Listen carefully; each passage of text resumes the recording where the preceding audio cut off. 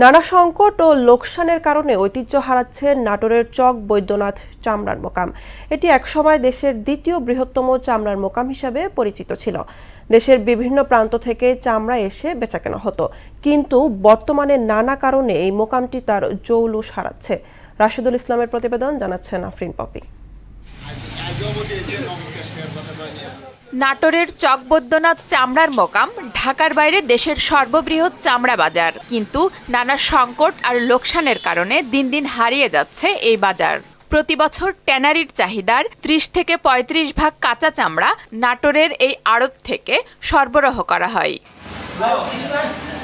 ঐতিহ্যবাহী এ চামড়ার মোকামে একসময় দেশের নানা প্রান্ত থেকে আসতো ব্যবসায়ীরা। এখন বাজারে নেই আগের মতো কোলাহল, নেই জমজমাট বেচাকেনা। ব্যবসায়ীরা বলছেন, সরকার চামড়ার যে দাম বেঁধে দেয় সেই দামে চামড়া কেনা যায় না নানা কারণে। তাছাড়া ট্যানারি মালিকরা টাকা না পরিশোধ করায়, পুঁজির অভাব ও সিন্ডিকেট এবং লবণের দাম বাড়ায় লোকসানের জন্য ব্যবসা ছাড়তে হচ্ছে তাদের। মার্কেটে প্রায় ২.৫ কোটি টাকার মতো এই বছরে বাকি পড়ছে। দিচ্ছি ট্যানারি মালিকরা ঘুরেছে। সরকার নির্ধারিত চামড়া মূল্যে চামড়া বেচে কেনা করতে একটু কষ্টই হয়েছে। বর্তমান যে আন্তর্জাতিক মার্কেট এতে লস।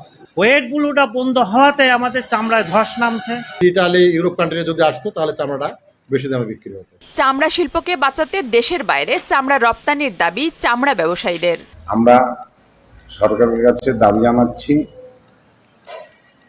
যেন তারা বহির্বিশ্ব বিভিন্ন কান্ট্রি আছে, তাদের সাথে যোগাযোগ করে এই শিল্পকে বাঁচাতে হলে আপনারা দয়া করে তাদের সাথে যোগাযোগ করুন, যেন ভালো দামে চামড়া বিক্রি করতে পারে। এক সময়ের কোলাহলময় চক বৈদ্যনাথ চামড়া বাজার এখন নিস্তব্ধ।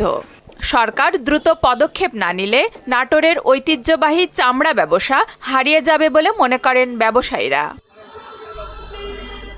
আফরিন পপি, মোহনা সংবাদ।